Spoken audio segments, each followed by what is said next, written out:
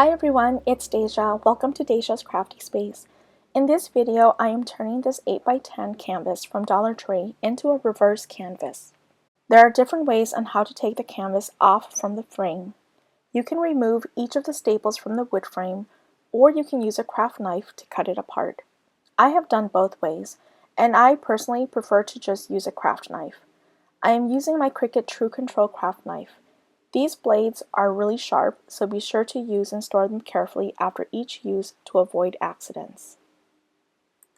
When cutting through the canvas with a craft knife, try not to use too much strength, otherwise you might puncture the wood too deep, which can cause cracks and wood chips. Take your time and go slowly.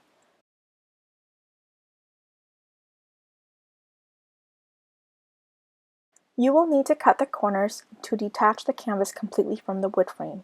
It may take a few extra cuts, but we'll get there.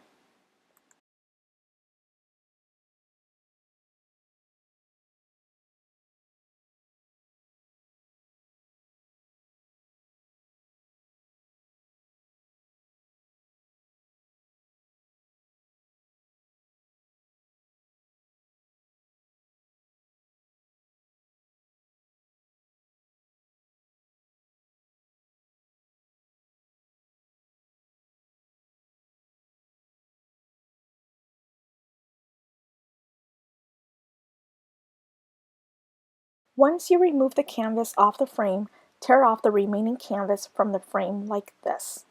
You do not need to remove the staples.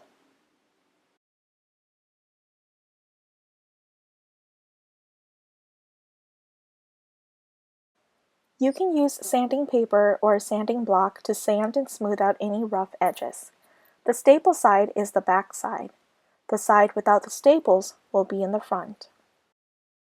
Then cut off the extra edges along the folded creases like this. We won't be needing these.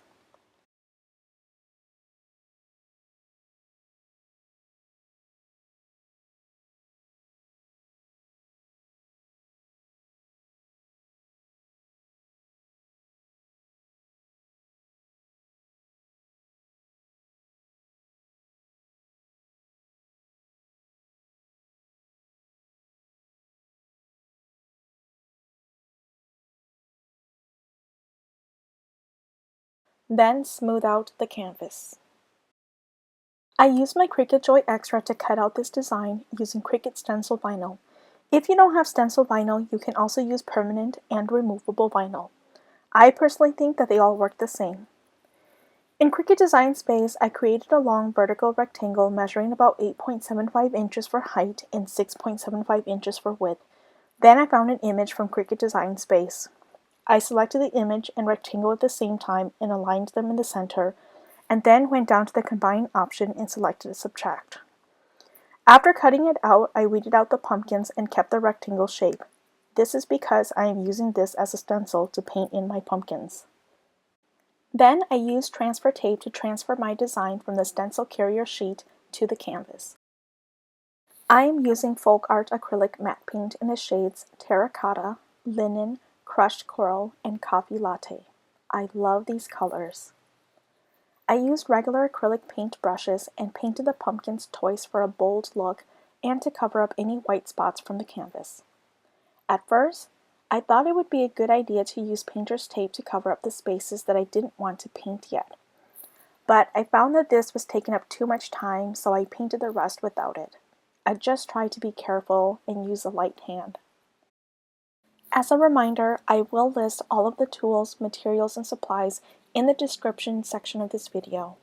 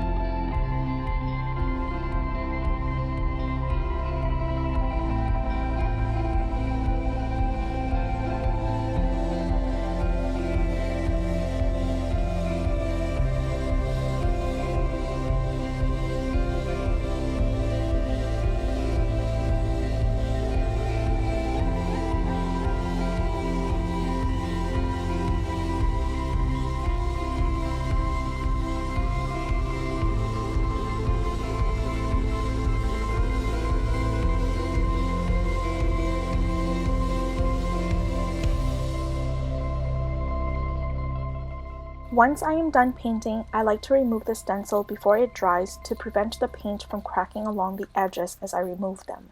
You do want to be sure to let the paint dry completely before gluing the canvas back onto the frame. I use my heat gun to speed up the drying process, but you can also use a hair blow dryer.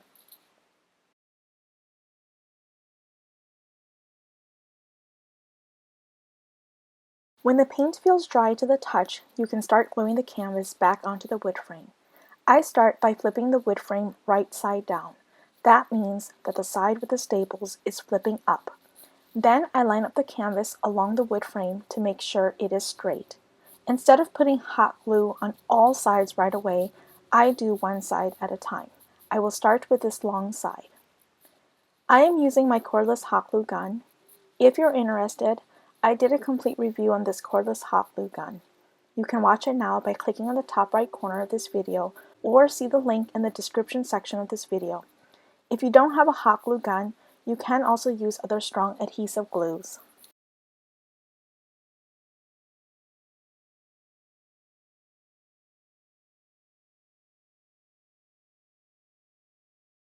Next, I move to one of the shorter walls. As I'm gluing, I am also pulling the canvas. I want to make sure my canvas is tight and not loose. This will make the entire project look better.